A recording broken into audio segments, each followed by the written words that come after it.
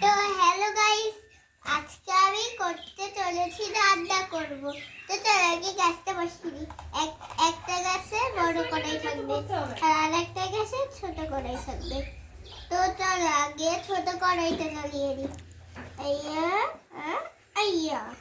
তো রান্নাটা হয়ে গেছে। এখানে শাক আছে, এখানে সব সবজি সবজি আছে। আগে চালটাকে বসাই। চাল বলছিলাম, মানে আগে সবজিটাকে বসাই। তো চলো, এটা দেখুন, ভালো করে দেখুন। তো চলো এবার দিবা যাক।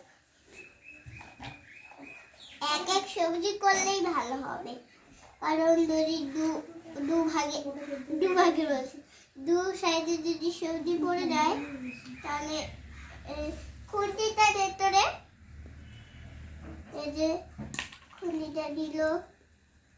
তো চলো এবার আর একটা সবজি কোথায় আছে দেখি। তারপর দিবা আলু। এখানে একটু অল্প আলু দিয়েছে, কারণ অত আমার বর আলু খেতে ভালোবাসে না।